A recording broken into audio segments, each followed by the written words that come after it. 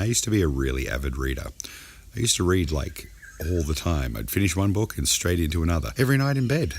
Read through all the Harry Potters as they came out loud. I used to read a lot. And since I got married, I got really into my work and I got really into my movies and I got really into video games.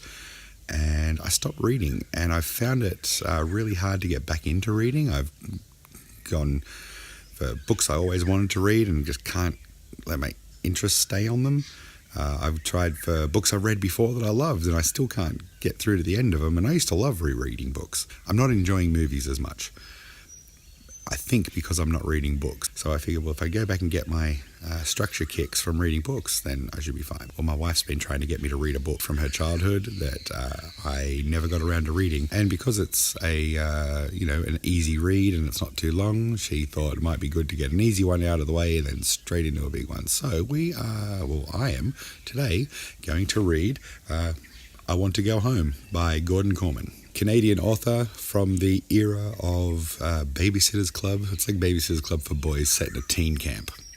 And my wife also says it's very similar to the 1985 Michael J. Fox television movie Poison Ivy.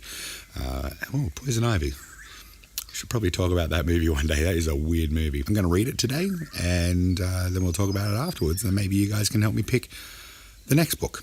See how it goes.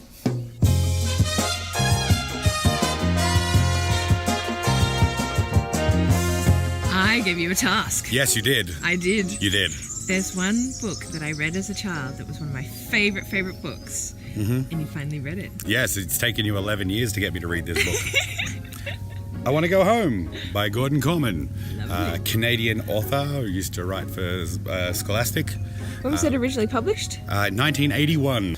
So, these boys get sent to summer camp. They don't really want to go to the summer camp, and they spend the rest of the book trying to escape from the summer camp. And they drive all the other camp counselors crazy, and the camp directors, and the other campers, and the kitchen staff. They just drive everyone crazy for the rest of this book because they keep trying to escape summer camp because they just want to go home. And hilarity ensues. I was actually going to ask you about, whether you think that it could be made into a movie. I think it could be very easily made into a movie aimed at the Diary of a Wimpy Kid movie crowd, like that audience. You were saying that you noticed that there were, because this version was printed in 2004. Yes. They changed some things? Oh, they changed some things. They updated a lot of the cultural references in the book from 1981 to 2004, but the cultural references that they updated are already out of date. I think if you were to rewrite this now, or at least make a movie out of it, you'd have to update it again because it really is aimed at like the current generation, whatever that may be.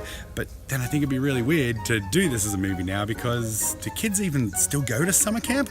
I don't even know. They probably do, but a lot of the problems in this book would be solved by having a cell phone or a smartphone. So I guess like if you were going to redo it or rewrite it or remake it as a movie set now, the first rule you'd have to put in is this camp doesn't allow you to have smartphones, and we take them all from you from the first day. Phone-free zone. Yes. Were there any characters or maybe moments in the book that you didn't like?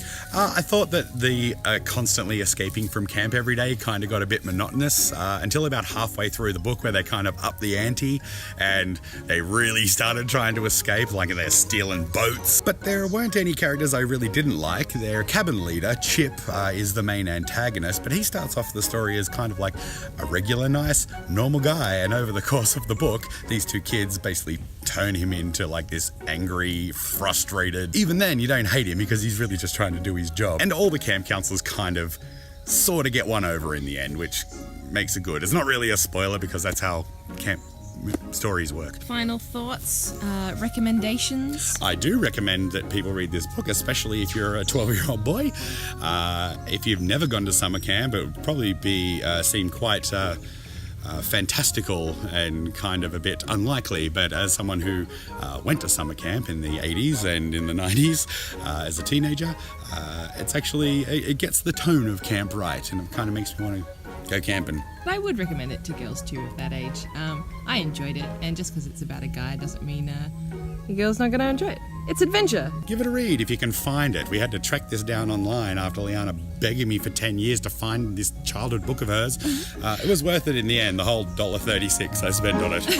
I'm going to get you guys to choose my next book. I'm going to give you a few options and you got to pick one. The one that gets the most votes will win, and that'll be the book I read and review next. And we're going to choose between Good Omens by Neil Gaiman and Terry Pratchett, The Ocean at the End of the Lane by Neil Gaiman, or The Wee Free Men by Terry Pratchett. So either you got Pratchett or Gaiman, or Pratchett and Gaiman.